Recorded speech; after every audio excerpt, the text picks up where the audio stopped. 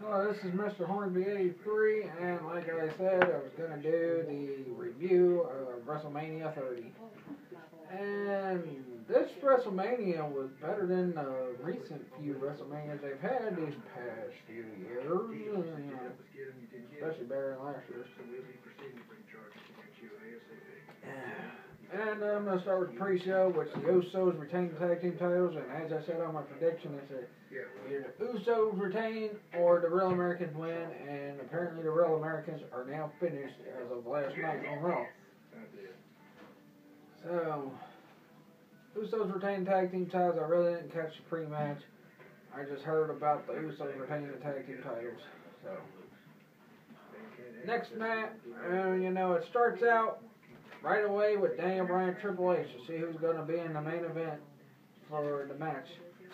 And this was a pretty good match. I mean, back and forth, some stuff going on with Daniel Bryan Triple H, and yes,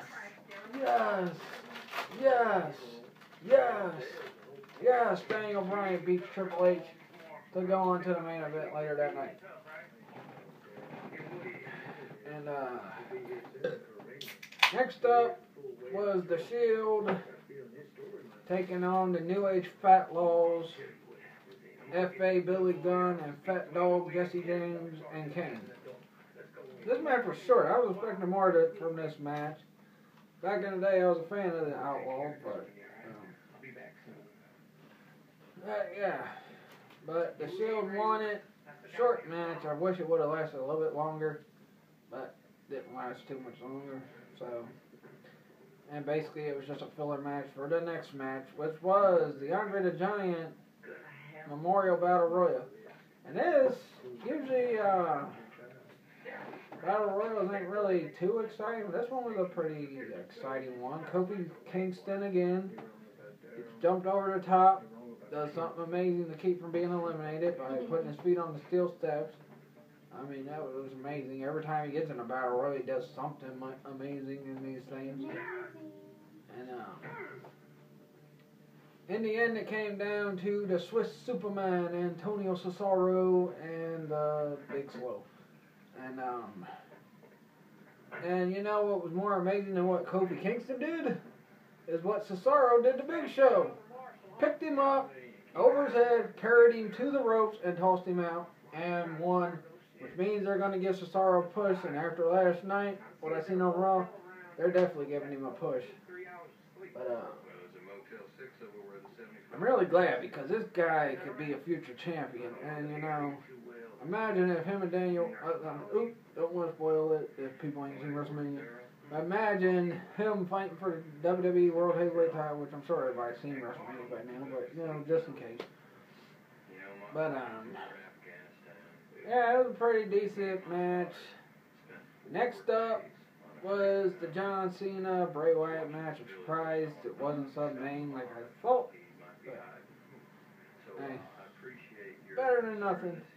We got John Cena and Bray Wyatt, and usually I'm not too fond of Cena matches because they always turn out the same exact way. But this match was actually a pretty decent match. He done some stuff like he done with guys like CM Punk and Daniel Bryan. And you started to get a little bit of glimpse of the dark side of Superman there. And I mean, if you read comic books, you know the one guy that, well, there was a couple guys that brought out the true dark side of Superman, guys like Lex Luthor and Darkseid. But sorry about that. But yeah, John Cena was being real aggressive in the match, strangling Bray Wyatt and that. I've never really seen Cena do that. And, it was a pretty interesting match. The only problem I have is Cena, please stop doing drop kicks. You got the ugliest drop kick in the world. But John Cena won, and you know what? I thought I'd be more mad about this, but I really wasn't that mad. Because we got to see a glimpse of the dark side, and it was kind of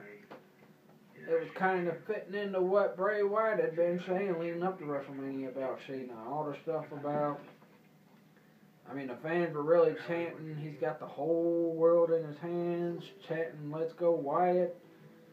And they were doing it last night too on Raw, but yeah, it was really interesting match. And I think they should continue this feud with Wyatt and Cena because he could push them buttons more and more and more and get more and more and more of the dark side of Superman. So yeah, I think this Wyatt Cena feud should continue. I think there could be some great stuff out of this feud.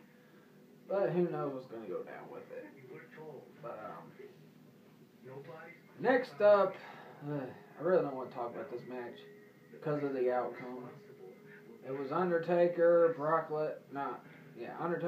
Lesnar for the streak versus the Beast and blah blah blah. Match was okay. I mean, it wasn't the best match on the card, but the endings really was the main problem. And you know what? This is really the stupidest thing WWE did on WrestleMania Sunday night. Was this? Brock Lesnar ends the streak. Brock Lesnar. Why? Why Brock Lesnar? I don't get it. They wanted to end the streak. Why didn't they do it last year with CM Punk? CM Punk's way better than Brock Lesnar. And you know what? I'll test it out. I'll say that. I'll go to the top of a mountain and yell it. That CM Punk is better than freaking Brock Lesnar, and it's a bunch of BS that Brock Lesnar ends the streak. What for? You're gonna let the part-timer do it over the guy that busted his tail since he came there? Wrestles injured sometimes and that. Don't freaking get mad and because things don't go his way, cry and freaking run the UFC or try to run to the NFL. How'd that work for you? Yeah, I've never been a Brock Lesnar fan, and this was even worse. This is stupid. That's the dumbest thing they did on the pay-per-view. Alright, then we got the Hall of Fame segment, where you got all the Hall of Famers. It might have been before the Battle Royal or the match, but I don't want to talk about that. Gotta get something happy in my thoughts after the freaking crap with the Brock Lesnar thing. I mean, that was just stupid. But, yeah, you got all the inductees, The Warrior, Razor Ramon, / Scott Hall, Jake the Snake, Paul Bearer's sons, Lita. It was great to see. And, you know, it seemed like everybody else was getting real big ovations except for The Warrior. Warrior really didn't get that big of an ovation. And it's probably because of the stuff that WWE said about him in the Ultimate Warrior Ultimate Destruction video, which that's pretty freaking crazy. But yet you could talk great about Hulk Hogan no matter what. Look what Hogan did. He freaking went to the competitor after telling you he was just taking time off to go do a show.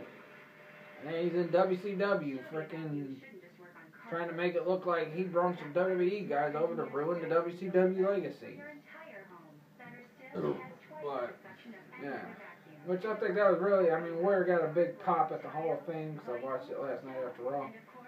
I mean, he got a big ovation, and half of the people that were dogging him on the Ultimate Warrior, half Ultimate Destruction were sitting there clapping for him and that. Bunch of hypocrites. But, yeah. But I like what Warrior freaking at the end of his speech where he pulled out the thing where Vince McMahon was telling him he's a legend in his own mind. I'm glad he brought that up because before that I thought, God, he's going to become one of those corporate butt kissers now that he's got put in the Hall of Fame. Because he was talking good about Vince McMahon all the way up to that point. But, yeah, and I was kind of glad Warrior said that. I mean, he wasn't politically correct like all the other Hall of Famers, which, you know, I love this Hall of Fame class, except for Carlos Colon. I mean, I like Carlito. He was a great wrestler, and I can't believe he's not wrestling still in WWE, but who knows what's going on. But, yeah, it seemed like the biggest ovation was for Lita and Scott Hall, though. Oh, my bad. Razor Ramon. But, yeah, Jake the Snake got a pretty good ovation, too. Alright, next was the freaking grandma stacking the deck against AJ Lee. Vicky Guerrero making AJ Lee fight all the divas. Half of them are total divas, half of them are just divas that ain't done nothing in months or years since they've been there. But AJ Lee won. That's great. I was really glad with that. There was not too much to this match. But what happened last night was ridiculous. But I'll get into that another time. But yeah, that match was it. And now it was time for the main event. Daniel Bryan, Randy Orton, Batista. This match was pretty good for, we had, Triple H and Stephanie come out, try to jip Daniel Bryan out of the title, and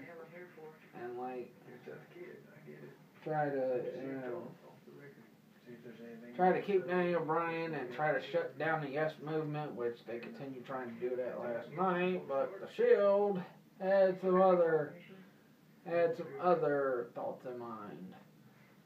And Daniel Bryan finally, after all the stuff that's happened to him from SummerSlam up to this moment, finally gets his due. And I'm very glad because now it looks like they're ready to take a chance and get out of this crappy freaking era they just had and bring us a good era like the Attitude Era. And I know a lot of people probably didn't care too much about the Golden Age when Hulk Hogan and all them would be. But I did because that's what I watched most of my childhood was that age. But giving us good eras like that. And especially the Attitude Era. The Attitude Era was just an amazing era. I mean, it was great. All the things that happened during the Attitude Era. Now it looks like we're finally, and I guess the Reality Era, I guess that's really what this era is going to be called, the Reality Era. And you know what the reality is? We're finally getting some of the things we want. We still ain't got all the things we want, but hey, Daniel Bryan being champion, Antonio Cesaro winning that Battle Royal Sunday night. That's good enough for me. Shield beating the New Age Fat Laws and freaking Kane. That's good enough for me too. I wish the match would have been longer. AJ Lee retained her title and then got gypped last night. But yeah, overall, I'll give the pay-per-view. I'll give it a 4. Maybe a 3.5. I don't know. 3.5 or a 4. I mean, it was better than the past few WrestleManias they had the past couple of years. Past few WrestleManias they had the past couple of years really been not real good. So yeah, at least they put the effort forward to try to give us something new and not keep force feeding us garbage, Cena. But I'll tell you what, I think fans had signs up saying if Triple H beat Daniel Bryan would riot. I'm sure there was signs up saying if Batista won the title, we'd riot. I would have freaking rioted myself in my own house if I would have seen Batista win that freaking match. But the right guy got the belt. The right guy won that Battle Royal. The right guys won that 6-man tag. The wrong guy won the Bray Wyatt Cena match, but hey, we got to see a little bit of the dark side of Superman. Let's see how that plays out in the next few weeks. But that'll do it for my review this week. And this Thursday, I will be doing a topic show on the Ultimate X-Men comic line and the Blood of Apocalypse storyline from the regular X-Men comics. I mean, it was a little further up, but yeah, that's my next topic show. And I'll let you know my review show after the topic show. So until then, catch you guys later. Peace out.